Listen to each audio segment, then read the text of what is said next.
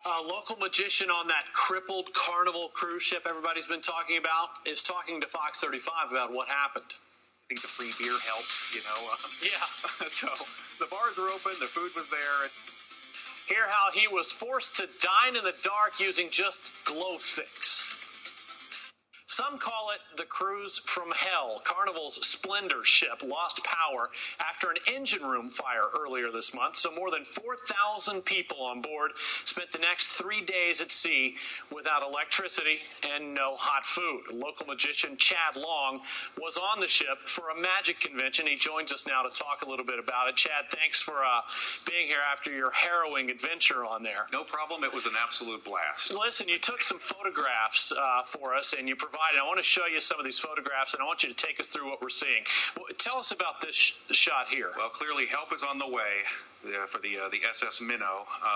Looks like there's an aircraft carrier. We had the Coast Guard just off the ship, and there's a speedboat coming in as well. There was a bunch of them coming in with crew and from the Coast Guard boat. I would imagine it's got to be daunting to see ships like that, military ships. Now, this next shot, I believe, is a helicopter. Now, how did this play in? Because this also kind of ties in with that aircraft carrier, right? Yeah, they said that they were going to bring in, they said, don't be alarmed, there's going to be about 20 trips back and forth with this helicopter bringing us rations.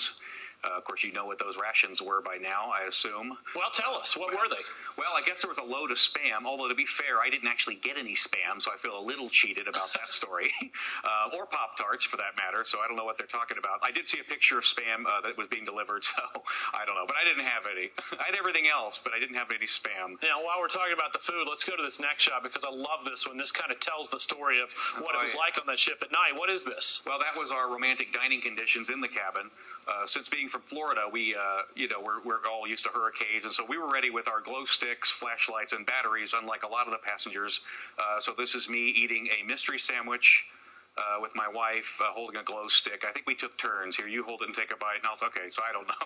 But that was a dinner one night by glow stick. Now, it's important to remember, too, that at night there was no electricity on this ship, right? So it was pitch black dark. There was some emergency lighting, kind of like you'd see track lighting maybe on a plane that runs along the aisles and so forth. And so there were some small lights that shine down, like little LEDs that would shine throughout a little bit. It was enough to get some stuff done and find out where you were going. So it was okay. We had a balcony, so we were really lucky. The inner cabins were pitch black, and they had to get ready, in their doorway, getting their makeup on and stuff. So it was interesting. While we're talking about lucky, if ever there was a cruise to get stuck on, if you're just a regular old passenger, this was the one. Let's go to this next picture, because this cruise was also filled with a magician convention, and so you were able to kind of keep people's minds off a thing, right? What are we seeing here? Well, that's the last night of the cruise before we were actually pulled into San Diego with the tugboats that we grew to love and know.